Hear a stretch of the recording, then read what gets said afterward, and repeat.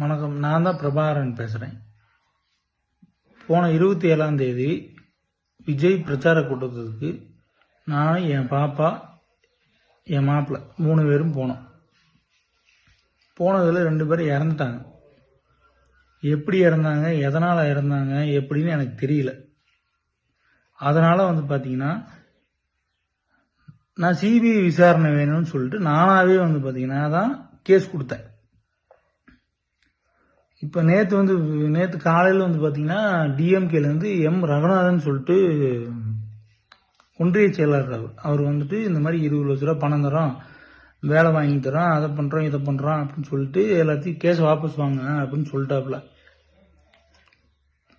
நான் சரின்னு சரி நான் கேட்டுட்டு நான் சொல்கிறேன் அப்படின்னு சொல்லிட்டு அனுப்பிச்சி விட்டேன்.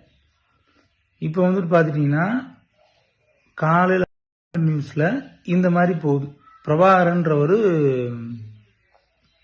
இந்த மாதிரி கேஸே ஃபைல் பண்ணல அப்படின்னு சொல்லிட்டு போகுது. நான் தான் கேஸ் ஃபைல் பண்ணேன். இந்த மாதிரி என் பேர் தான் போடுறாங்க. பிரபாகர் எல்லா கேஸ் கொடுத்ததே தெரியாத மாதிரி போடுறாங்க. அதனால இவங்க இந்த மாதிரிலாம் பண்றவங்க வேற என்ன வேணாலும் பண்ணலாம்.